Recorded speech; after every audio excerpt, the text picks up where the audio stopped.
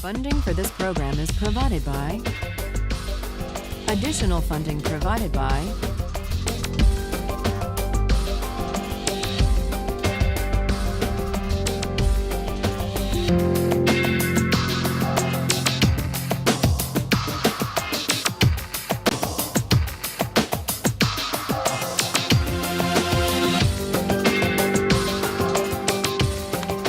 When we ended last time,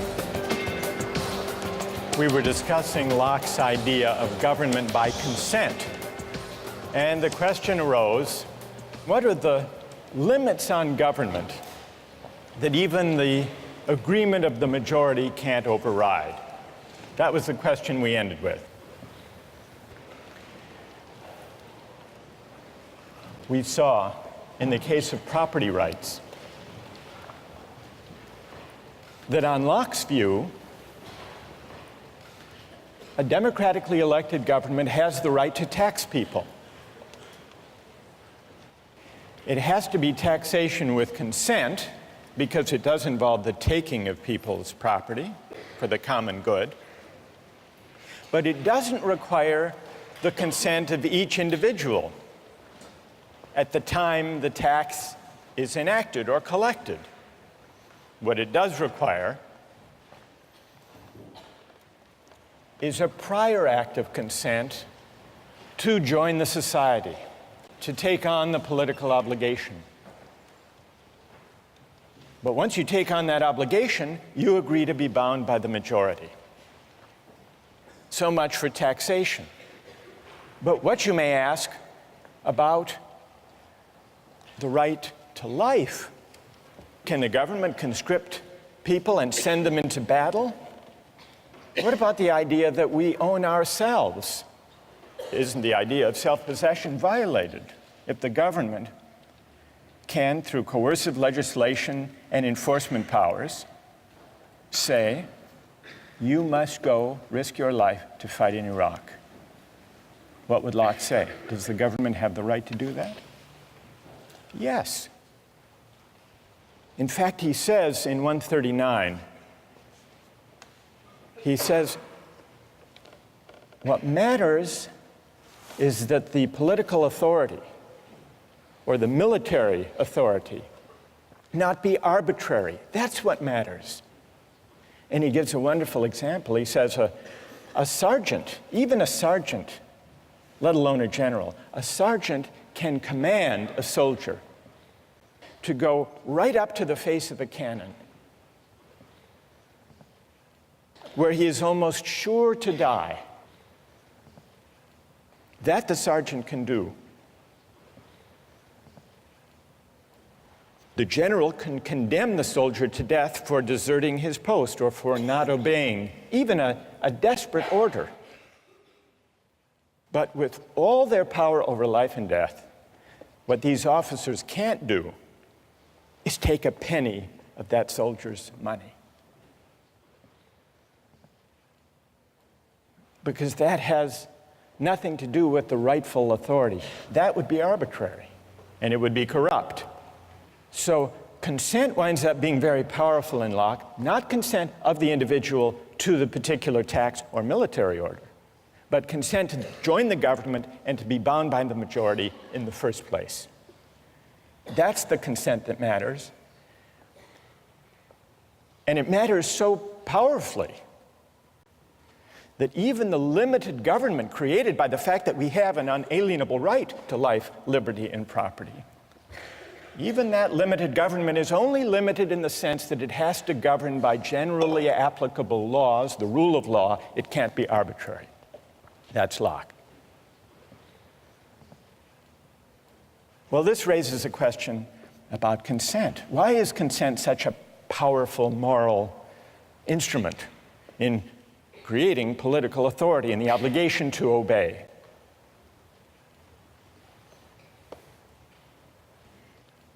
Today, we begin to investigate the question of consent by looking at a concrete case, the case of military conscription. Now, some people say, if we have a fundamental right that arises from the idea that we own ourselves, It's a violation of that right for a government to conscript citizens to go fight in wars.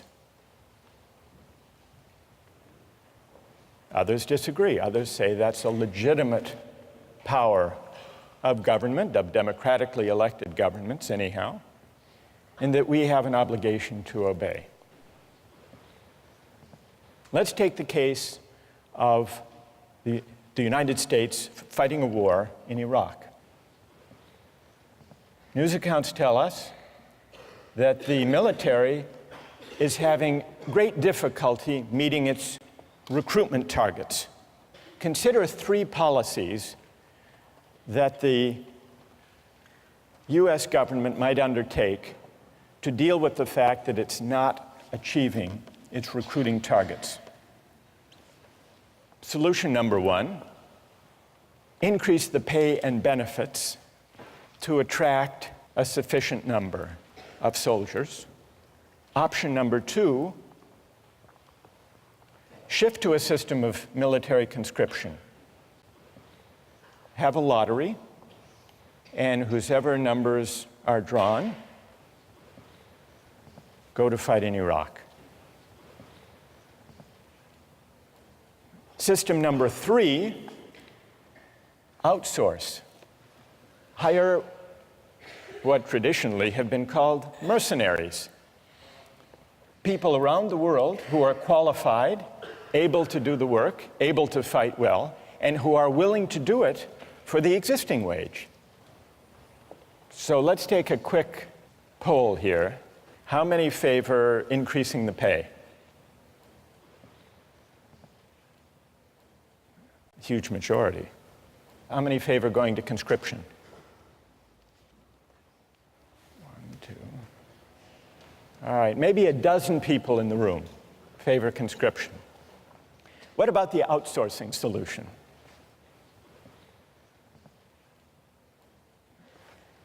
Okay, so there may be, 2, 3 dozen. During the Civil War, the Union used a combination of conscription and the market system to fill the ranks of the military to fight in the Civil War. It was a system that began with conscription, but if you were drafted and didn't want to serve, you could hire a substitute to take your place. And many people did. You could pay whatever the market required in order to find a substitute. People ran ads in newspapers, in the classified ads, offering $500, sometimes $1,000 for a substitute who would go fight the Civil War in their place. In fact, it's reported that Andrew Carnegie was drafted and hired a substitute to take his place for an amount that was a little less than the amount he spent in a year on fancy cigars. Now, I want to get your views about the Civil War system. Call it the hybrid system, conscription but with a buyout provision. How many think it was a just system? How many would defend the Civil War system? Anybody? One? Anybody else? 2, 3, 4, 5. How many think it was unjust? Most of you don't like the Civil War system. You think it's unjust. Let's hear an objection. Why don't you like it? What's wrong with it? Yes. Well, by paying $300 for to be exempt one time around, you're really putting a price on on valuing human life. And we established earlier that's really hard to do. So they're trying to accomplish something that really isn't feasible. Good. So paying someone $300 or $500 or $1,000 You're basically saying that's what their life is worth to you. That's what their life is worth. It's putting a dollar value on life. That's good. And what's your name? Liz. Liz. Well, who has an answer for Liz? You defended the Civil War system. What do you say? If you don't like the price, then you have the freedom to not be sold or hired. So it's completely up to you, and I don't think it's necessarily putting a specific price on you. And if it's done by himself, I don't think there's anything necessarily morally wrong with that. So the person who takes the $500, let's say, he's putting his own price on his life, or on the risk of his life, Right. and he should have the freedom to choose to do that. Exactly. What's your name? Jason? Jason, thank you. Now we need to hear from another critic of the Civil War system. Yes? It's a kind of coercion almost to people who have lower incomes. For Carnegie, he can totally ignore the draft. $300 Right. is irrelevant in terms of his income.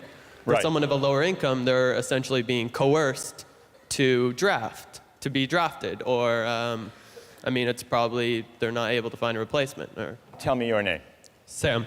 Sam. All right, so you say, Sam, that when a poor laborer accepts $300 to fight in the Civil War, he is in effect being coerced by that money given his economic circumstances. Whereas Carnegie can go off, pay the money, and not serve. All right, I want to hear if someone has a reply to Sam's argument that what looks like a free exchange is actually coercive. Who has an answer to Sam? Go ahead. I'd actually agree with him in saying You that... agree with Sam? I agree with him in saying that it is coercion in the sense that it robs the individual of his ability to reason properly. Okay, and what's your name? Raul?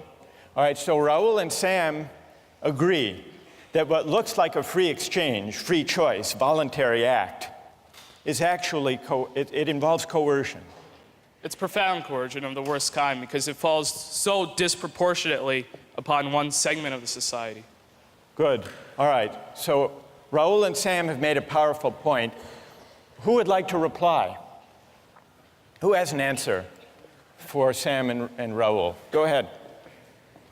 I don't think that these drafting systems are really terribly different from, all volunteer Army sort of recruiting strategies. The whole idea of, having benefits and pay for joining the Army is, sort of a coercive strategy to get people to join.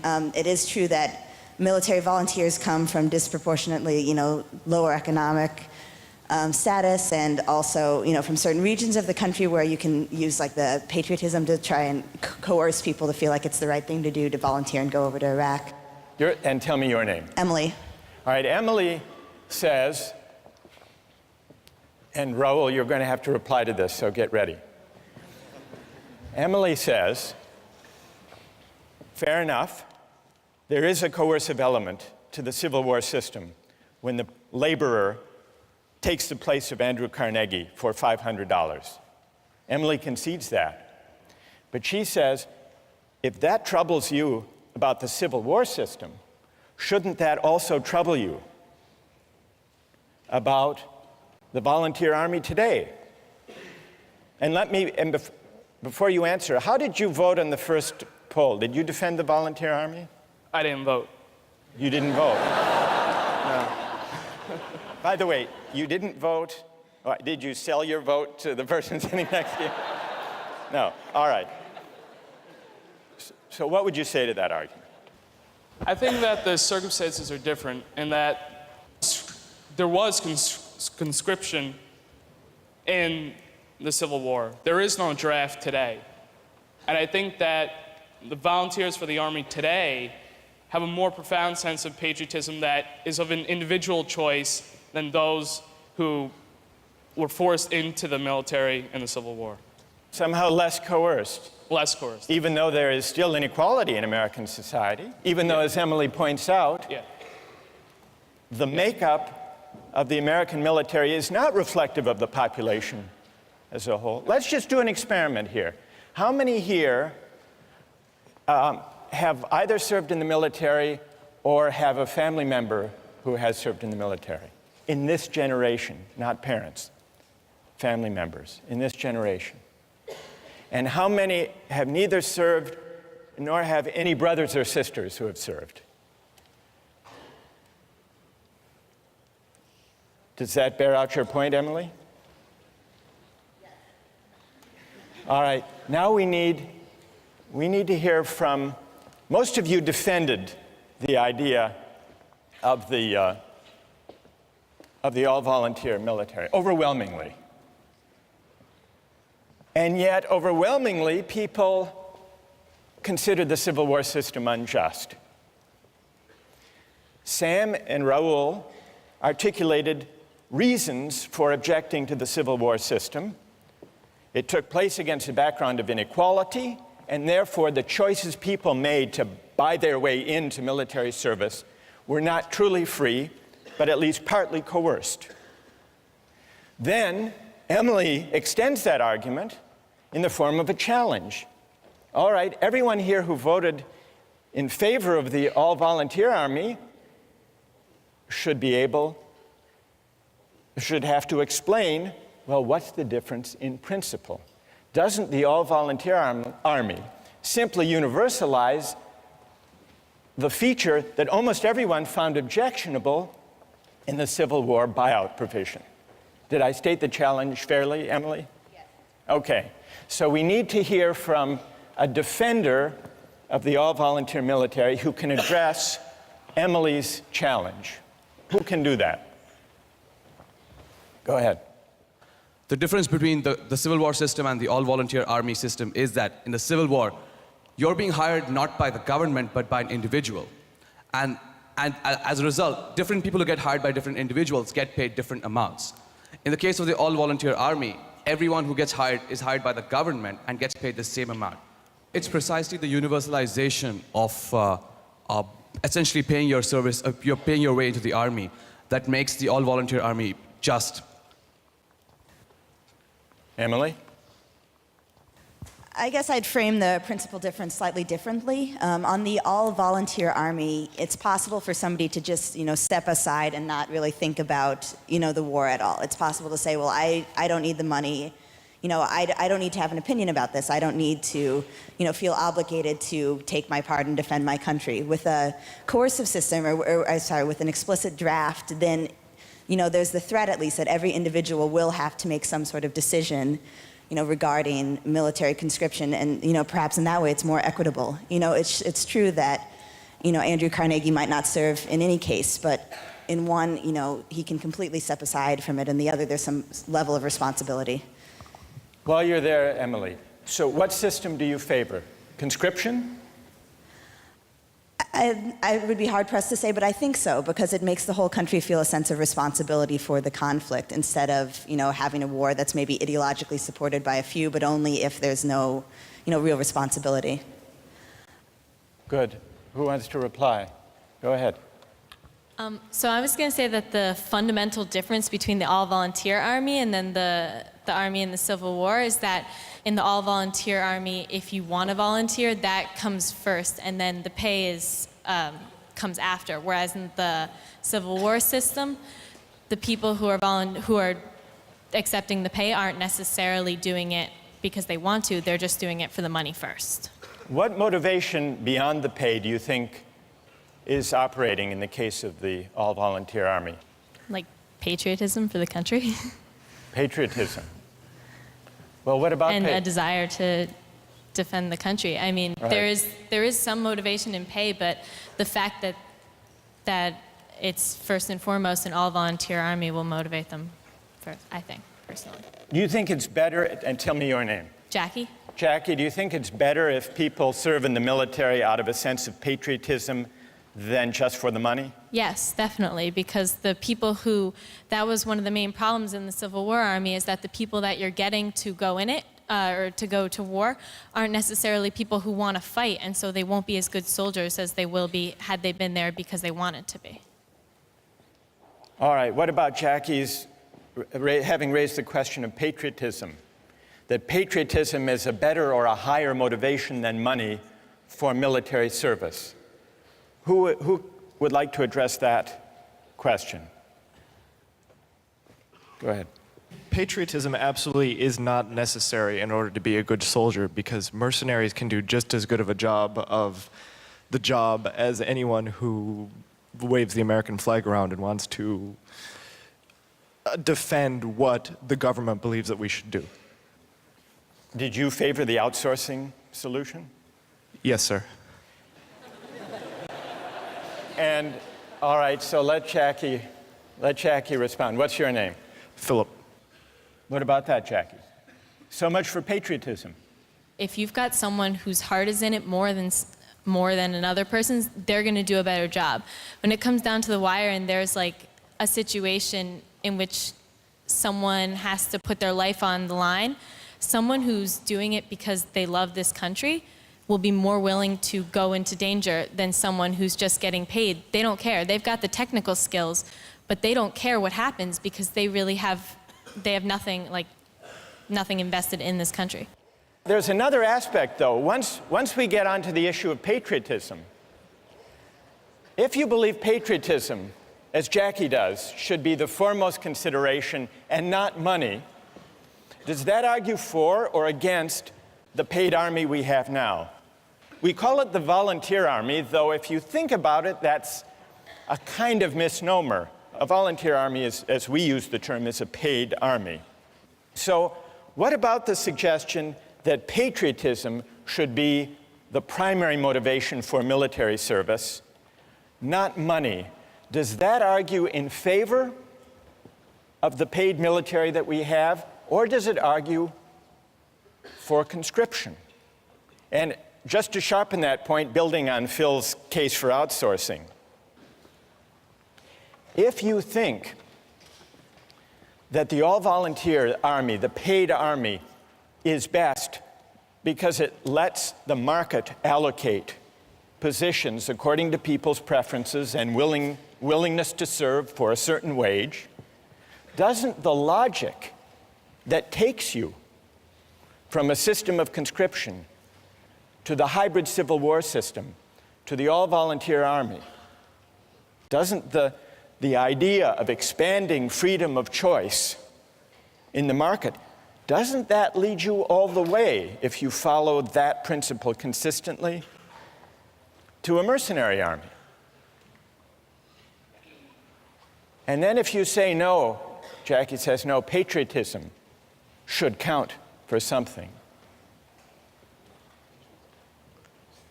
doesn't that argue for going back to conscription, if by patriotism you mean a sense of civic obligation?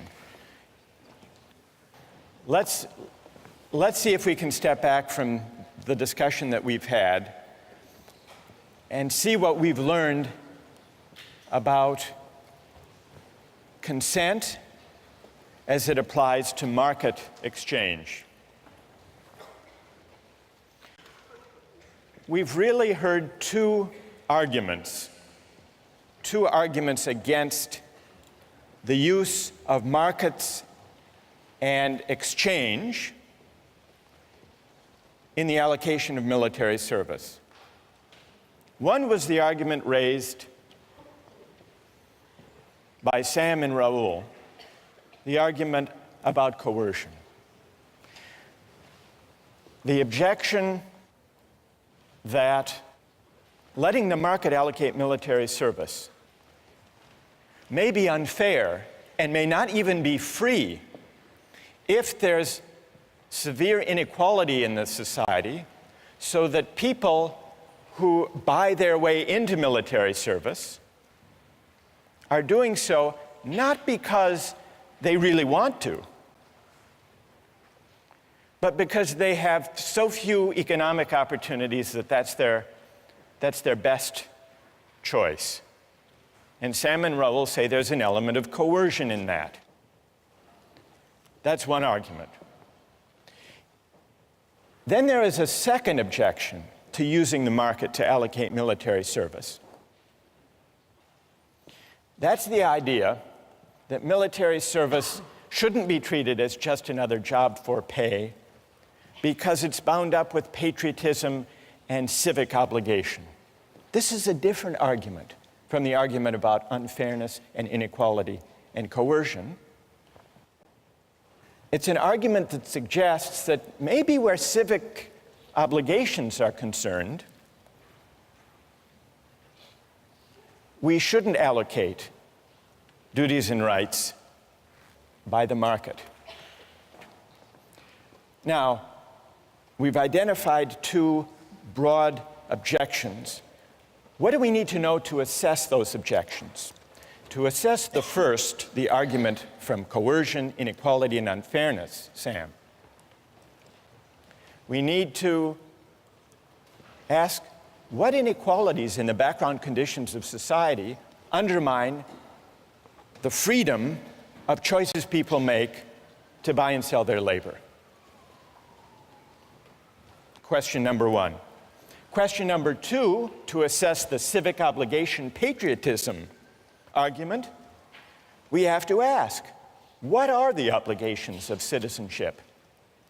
Is military service one of them or not? What obligates us as citizens? What is the source of political obligation? Is it consent, or are there some civic obligations we have even without consent for living and sharing in a certain kind of society? We haven't answered either of those questions, but our debate today about the Civil War system and the all-volunteer army has at least raised them, and those are questions we're going to return to in the coming weeks.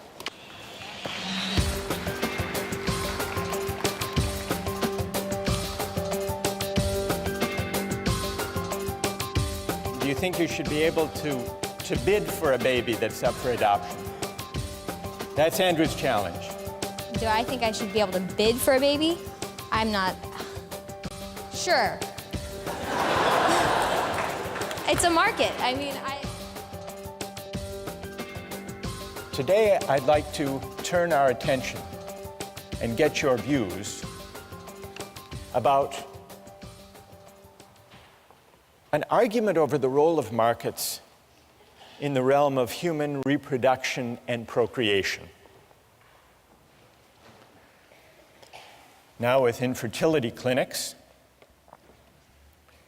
people advertise for egg donors. And from time to time in the Harvard Crimson, ads appear for egg donors. Have you seen them? There was one that ran a few years ago that wasn't looking for just any egg donor.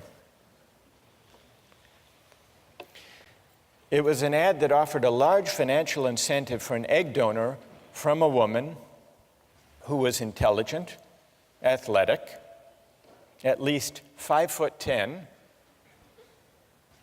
and with at least 1,400 or above on her SATs. How much do you think the person looking for this egg donor was willing to pay for an egg from a woman of that description? What would you guess? $1,000? 15,000? 10?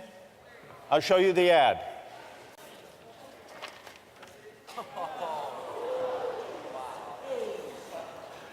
$50,000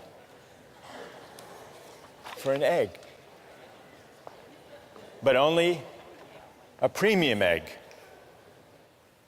What do you think about that? Well, there are also sometimes ads in the Harvard Crimson and other college newspapers for sperm donors.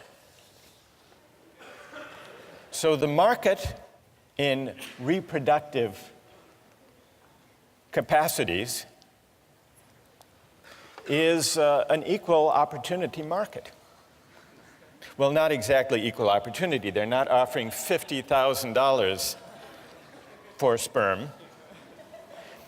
But there is a company, a large commercial sperm bank, that markets sperm. It's called California Cryobank. It's a for-profit company. It imposes exacting standards on the sperm it recruits.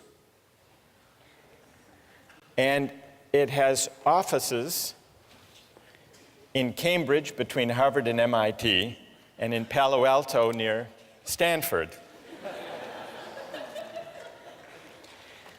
Cryobank's marketing materials play up the prestigious source of its sperm.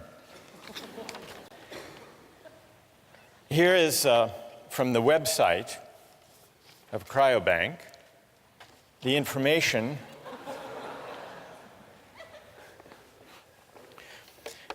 here. They talk about the compensation.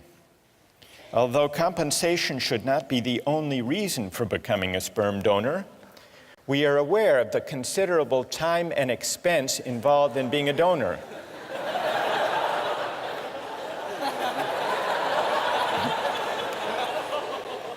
So, do you know what they offer? Donors will be reimbursed $75 per specimen, up to $900 a month if you donate 3 times a week. And then they add, we periodically offer incentives such as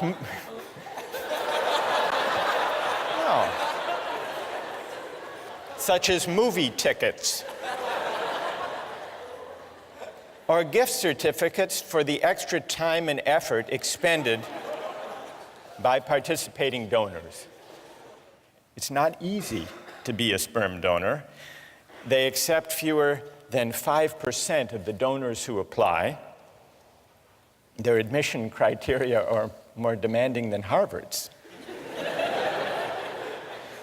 The head of the sperm bank said the ideal sperm donor is 6 feet tall, with a college degree, brown eyes, blonde hair, and dimples. For the simple reason that these are the traits that the market has shown the customers want.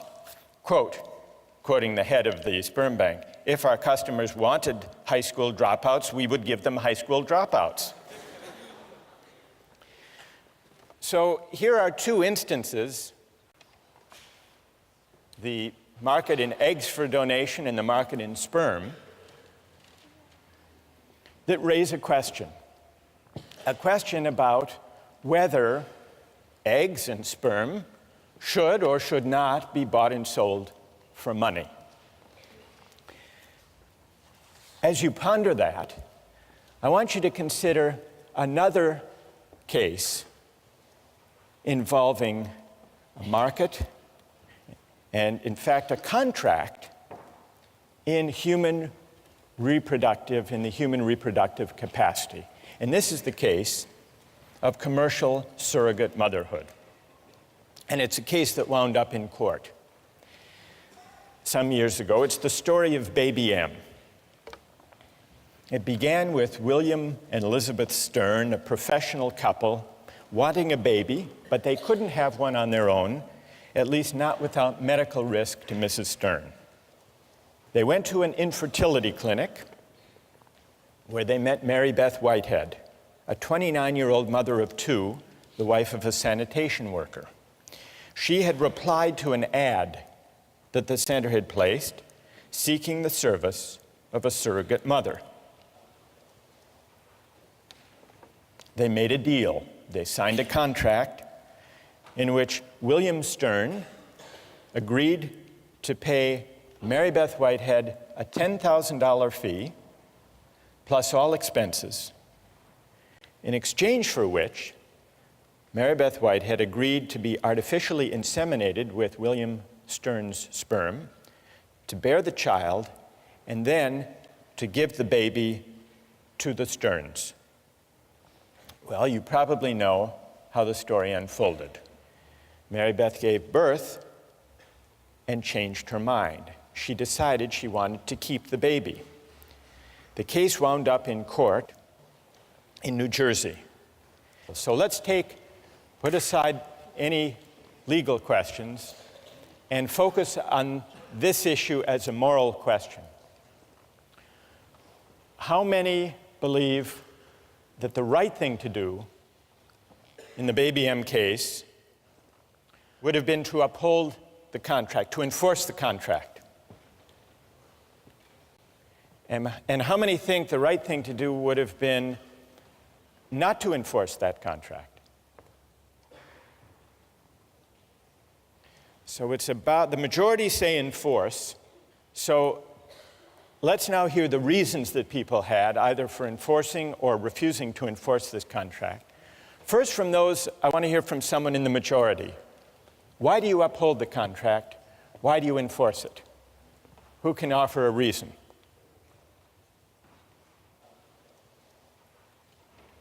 Yes. Stand up. It's a binding contract. All the parties involved knew the terms of the contract before any action was taken. If it's a voluntary agreement, the mother knew what she was getting into. All four intelligent adults, regardless of formal education, whatever. So it makes sense that if you know what you're getting into beforehand and you make a promise, you should uphold that promise in the end. Okay. A deal is a deal, in other words. Exactly. And what's your name? Patrick. Is Patrick's reason the reason that most of you in the majority favored upholding the contract? Yes? All right, let's hear now someone who would not enforce the contract. What do you say to Patrick? Why not? Yes. Well, I mean, I agree. I think contracts should be upheld when all the parties know all the information. But in this case, I don't think there's a way a mother, before the child exists, could actually know how she's going to feel about that child. So I don't think the mother actually had all the information. She didn't know the person that was going to be born and didn't know how much she would love that person. So that's my argument. So you would not, and what's your name? Evan Wilson. Evan says he would not uphold the contract because when it was entered into, the surrogate mother couldn't be expected to know in advance how she would feel. So she didn't really have the relevant information when she made that contract. Who else? Who else would not uphold the contract? Yes.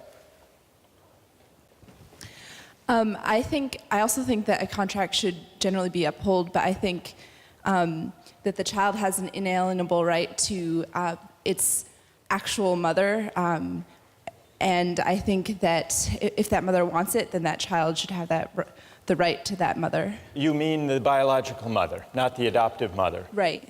And why is that? First of all, tell me your name. Anna? Anna. Why is that, Anna?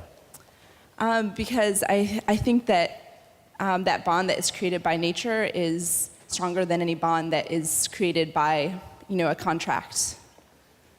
Good, thank you. Who else? Yes. I disagree. I don't think that a child has an inalienable right to her biological mother. I think that adoption and surrogacy are both legitimate trade-offs. And I agree with the point made that it's a voluntary agreement. An individual made it. It's a voluntary agreement, and you can't apply coercion to this argument. You can't apply the objection from coercion to this argument. Correct. What's your name? Kathleen. Kathleen, what do you say to Evan that though there may not have been, Evan claimed that the consent was tainted not by coercion, but by lack of adequate information. She couldn't have known the relevant information, namely how she would feel about the child. What do you say to that? I don't think the emotional content of her feelings plays into this. I think in a case of law, in the justice of this scenario, her change of feelings are not relevant. If I give up my child for adoption and then I decide later on that I really want that child back, too bad. It's a trade-off. It's a trade-off that the mother has made. So a deal is a deal. You agree with Patrick? I agree with Patrick. A deal is a deal. Yes. Good. Yes. I would say that, though I'm not really sure if I agree with the idea that the child has a right to their mother, I think the mother definitely has a right to her child. And I also think that there are some areas where market forces shouldn't necessarily penetrate. I think that the whole surrogate mother area smacks a little bit of dealing in human beings. Seems dehumanizing, and it doesn't really seem right. So that's my main reasoning. And tell us your name. I'm Andrew. Andrew, what is dehumanizing about buying and selling the right to a child for money? What is dehumanizing about it? Well, because you're buying someone's biological right. I mean, you can't, in the law, as it's stated, you can't sell your own child. Like, were you to have a child, I believe that the law prohibits you selling it to another person or selling it So this is into like slavery. baby selling. Right. To a certain extent. I mean, though there is a contract with another person, you've made agreements and whatnot, there is an undeniable emotional bond that takes place between a mother and a child. And it's wrong to simply ignore this because you've written out something contractually. All right, you want to reply to Andrew? Stay there. You point out there's an undeniable emotional bond. I feel like in this situation, we're not necessarily arguing against adoption or surrogacy in itself. We're just sort of pointing out the emotional differences. Well, but wait, I mean, it's easy to break everything down to numbers and say, oh, we have contracts like you're buying and selling a car. But there are underlying emotions. I mean, you're dealing with people. I mean, these are not objects to be bought and sold. All right, what about Andrew's claim that this is like baby selling? I believe that adoption and surrogacy should be permitted. Whether or not I actually will partake in it is not really relevant, but I think that the government should give its citizens the rights to allow for adoption and surrogacy. But adoption is not, according to Is the law. adoption baby selling? Well, do you think you should be able to bid for a baby that's up for adoption? That's Andrew's challenge. Do I think I should be able to bid for a baby? I'm not sure. It's a market. I mean, I feel like the extent to which it's been applied, I'm not sure if the government should be able to permit it, and I have to think about it more, but... All right, fair enough. Are you satisfied, Andrew? Well, yeah, I mean, I think surrogacy should be permitted. I think that people can do it, but I don't think that it should be forced upon people that once the contract is signed, it's absolutely like the end all. I think that it's unenforceable. So people should be free, Andrew, to enter into these contracts, but it should not be enforceable in a court. Not in a court, no. Who would like to join on one side or the other? Yes? I think I have an interesting perspective on this because my brother was actually one of the people who donated to a sperm bank, and he was paid a very large amount of money. He was 6 feet tall, but not blonde. He had dimples, though. So he actually has... I'm an aunt now, and he has a daughter.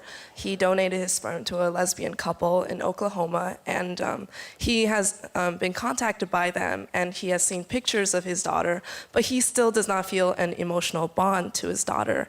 He just has a sense of curiosity about what she looks like and what she's doing and how she is. He doesn't feel love for his child. So from this experience, I think the bond between a mother and a child cannot be compared to the bond between the father and the child. That's really interesting. What's your name? Vivian. Vivian. So we've got the case of surrogacy, commercial surrogacy. And it's been compared to baby selling, and we've been exploring whether that analogy is apt. And it can also be compared, as you point out, to sperm selling. But you're saying that sperm selling and baby selling, or even surrogacy, are very different. Yes, they're unequal services. They're unequal services. Mm-hmm. And that's because, Vivian, you say that the tie, the bond... Yes, and also the time investment that's given by a mother, 9 months, cannot be compared to a man, going into a sperm bank, looking at pornography, and, depositing into a cup. I don't think those are equal. Good. All right. So we... Because that's what happens in a sperm bank.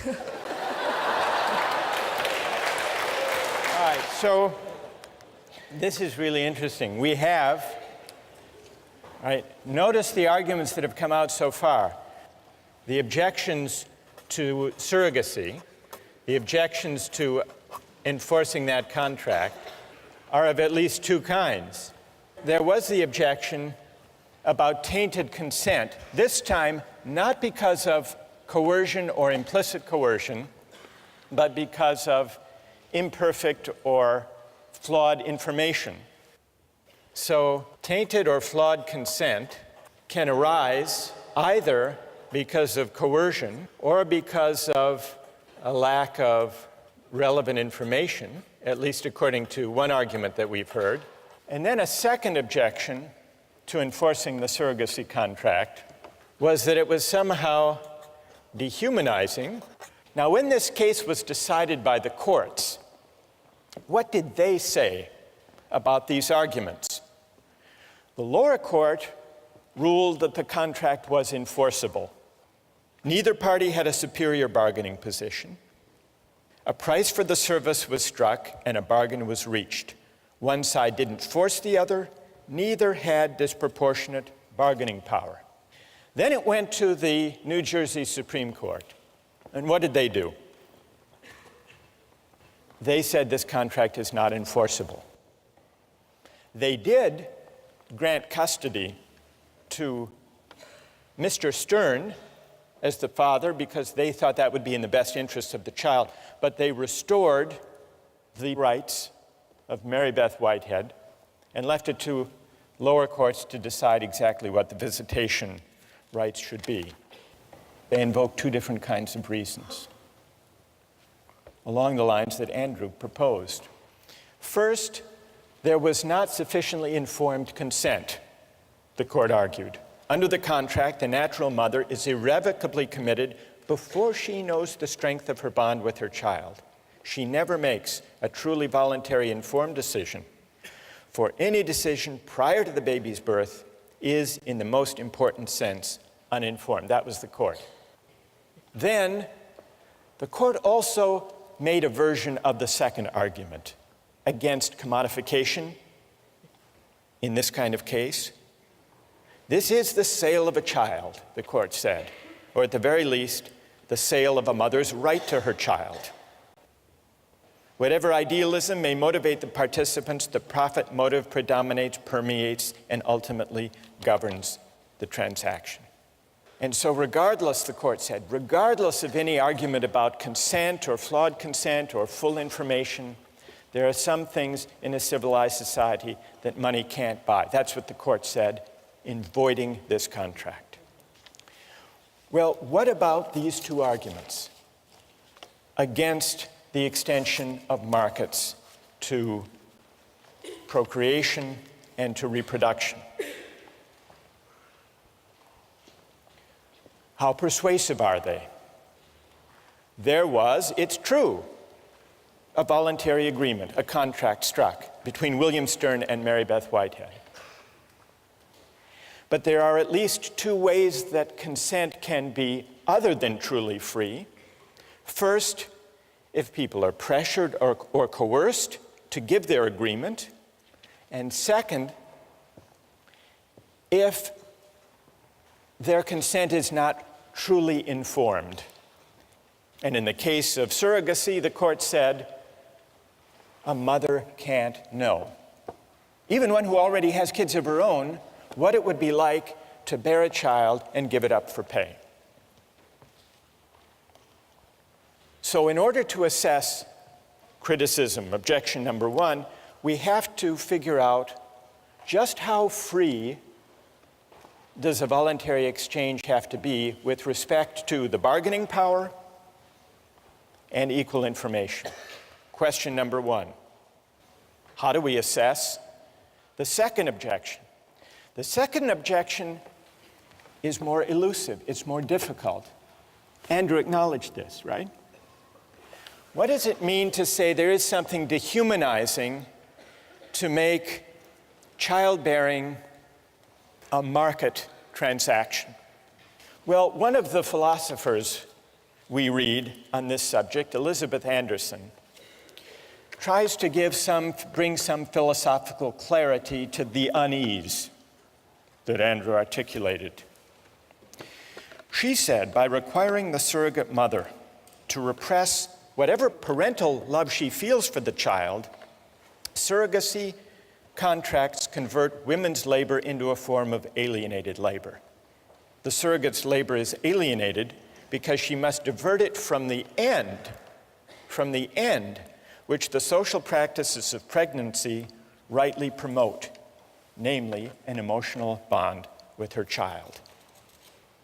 So what Anderson is suggesting is that certain goods should not be treated as open to use or to profit. Certain goods are properly valued in ways other than use. What are other ways of valuing and treating goods that should not be open to use? Anderson says there are many: respect, appreciation, love, honor, awe, sanctity. There are many modes of valuation beyond use, and certain goods are not properly valued if they're treated simply as objects of use. How do we go about evaluating that argument of Anderson? In a way, it takes us back to the debate we had with utilitarianism. Is use the only proper way of treating goods, including life, military service, procreation, childbearing? And if not, how do we figure out? How can we determine what modes of valuation are fitting or appropriate to those goods? Several years ago, there was a scandal surrounding a doctor, an infertility specialist in Virginia named Cecil Jacobson. He didn't have a donor catalog because, unknown to his patients, all of the sperm he used to inseminate his patients came from one donor, Dr. Jacobson himself. At least one woman who testified in court was unnerved at how much her newborn daughter looked just like him. Now, it's possible to condemn Dr. Jacobson for failing to inform the women in advance. That would be the argument about consent. The columnist Ellen Goodman described the bizarre scenario as follows. Dr. Jacobson, she wrote, gave his infertility business the personal touch. But now the rest of us, she wrote, are in for a round of second thoughts about sperm donation. Goodman concluded that fatherhood should be something you do, not something you donate. And I think what she was doing, and what the philosopher Elizabeth Anderson is doing, and what Andrew was suggesting with his argument about dehumanization, is pondering whether there are certain goods that money shouldn't buy, not just because of tainted consent, but also perhaps because certain goods are properly valued in a way higher than mere use. Those, at least, are the questions we're going to pursue with the help of some philosophers in the weeks to come.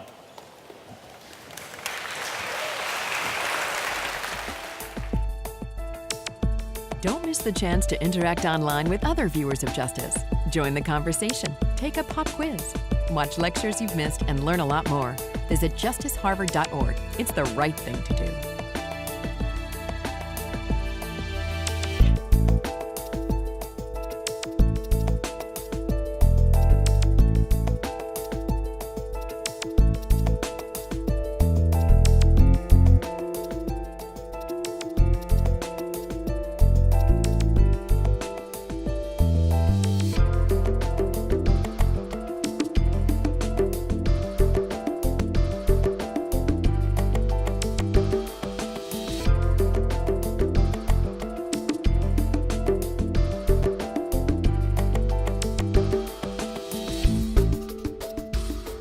Funding for this program is provided by Additional funding provided by